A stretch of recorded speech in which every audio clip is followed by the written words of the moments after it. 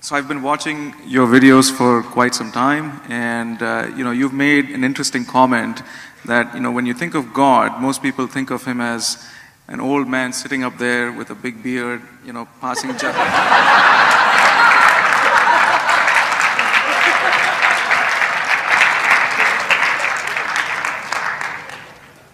You talking about me? The old beard sitting up here. Tell me further.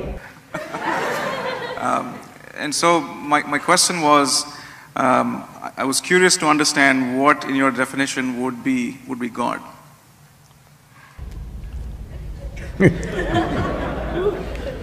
See, the reason why in every culture people have come up with their own concept of God. Every culture has a different concept of God, but everybody has come up with some concept of God. Because they have no explanation for creation, isn't it? Hello? You came out of your mother's womb and looked around, too much creation. You know you didn't do it. Then you looked up to your mother, maybe she did it. Well, she delivered you, but she did not deliver the planet, you know that. Then you looked at your father, no, not him. You looked at every other adult around you, nobody looked like competent enough to make all this happen, isn't it? Yes or no? There's not one person here who looks like he's competent to create this whole creation around us. So the simplistic conclusion is, there is a big man sitting up there. Oof, I fit the description, at least the Western description I fit, in the India I don't fit. But now there is an argument. There's a big argument in the United States churches, is God a man or a woman? The last election they tried to settle that issue. Didn't work that way. So, your ideas of God are essentially cultural in nature. You know Idi Amin? You heard of Idi Amin? You know, Uganda man? Not Tanzania, but in Africa. Idi Amin declared God is black. I agree with him. I agree with him. Because if a white man can have a white God, why can't a black man have a black God? So this argument also is going on, particularly in the US churches. They tried to settle that in the previous election.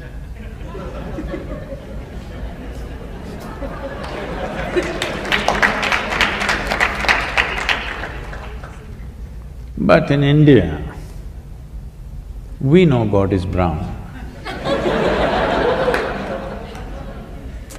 Especially Indians who live outside of India are very proud of this, because, we know what God looks like, because He Himself visited India 9 times.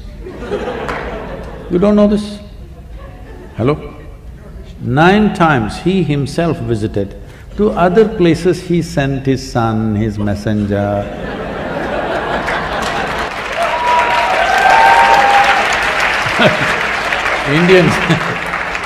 Indians are very proud of this. To other places only messengers and sons went, to India He Himself came. I keep reminding them, that is because God wouldn't trust anybody else with Indians. He wanted to do the job hands-on with Indians. So He Himself came not once, 9 times. And He failed. 9 or 10 times we can debate, but failure you cannot debate, isn't it? Obviously He failed, what do you think? It's a perspective that we can take. He maybe didn't do the best job, yeah, but… but he was good. He created you, me, so many of us. Yes, but coming hands-on, it's a failure, isn't it? He could have sent somebody like everywhere else. So, our ideas of God are coming because we have no explanation for creation. What you're referring to as God is essentially that which is the source of creation, isn't it? Because you're human, you're imagining it has to be a big human being. Suppose you were a buffalo. You would definitely think it's a big buffalo. You heard of the big yak in Tibet? You've not seen? I went hunting for a big yak. I drove all over Tibet, took permissions and drove off-road everywhere to see the big yak because they told me the big yak from horn to horn is 6 feet wide. I wanted to see this animal. Oh my God, how would it be? Then after driving everywhere, I realized it's little got big in their heads. It's little bigger than the domesticated yak, but it got so big, they said it's 6 feet wide, the horns. And I said, I must see this. But there was no such animal anywhere in Tibet. So, if you are a buffalo, you would definitely think God is a big buffalo, isn't it? So our ideas of God are childish, but it is a fact that you and me did not make this creation happen. That's a fact, isn't it? But you don't know how it happened. With all the exploration of science, we still do not know how it exactly happened. Nobody knows, isn't it? You pay attention to a flower, to a leaf, to an ant, to an insect. If you pay enough attention, each one of them smacks of tremendous sense of intelligence, isn't it so? Hello? If you put filth to the root, it becomes a flower. Fantastic or no?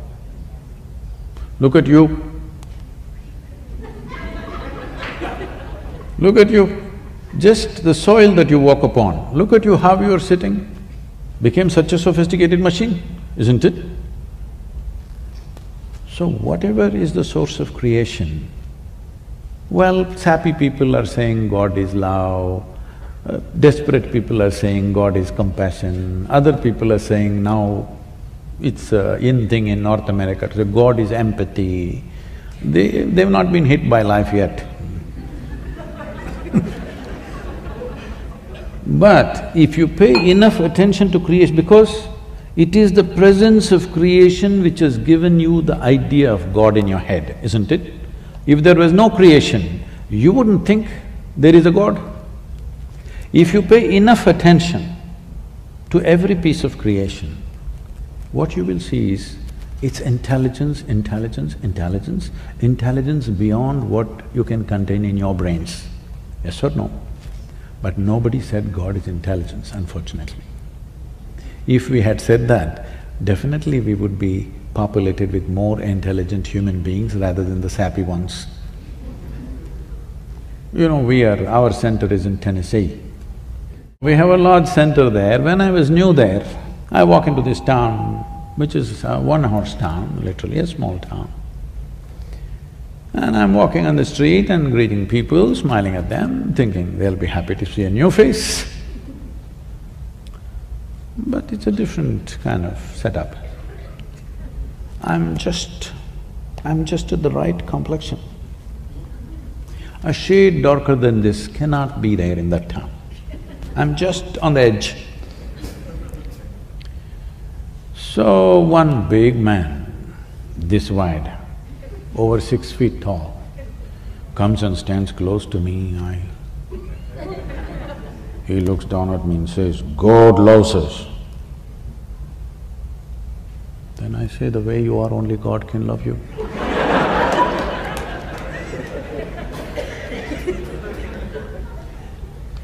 Before this went inside and worked, I had to go away. Because everybody is concocting their own ideas. Leave your ideas, pay attention to the creation. Tell me, if this flower has to blossom, nobody sprayed perfume to the roots, they put filth. Hello? They put manure. That manure became fragrance. This means, is there a tremendous amount of intelligence functioning in this rose plant? Hello? You ate a piece of bread and this became a human being. Is there a tremendous amount of intelligence beyond your brains functioning within you? So, this is the source of creation right now for you.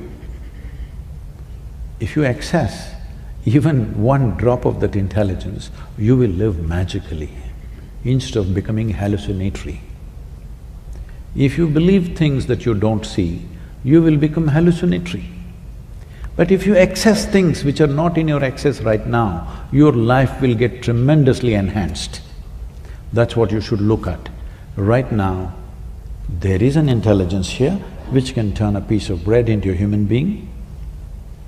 If I took a loaf of bread in my hands and made it into a human being, who would you think I am? You would think I am the source of creation, isn't it? Every one of you is doing this in your stomach, of course, not in your hands. But no access. So, if you don't have something, it's okay. But if you have it and you don't access it, this is a crime, isn't it?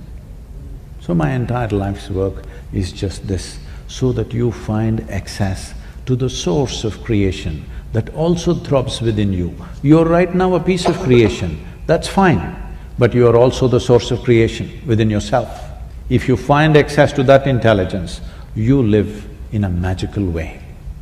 Other people will think you're superhuman, but this is not about being superhuman. This is about realizing being human itself is super.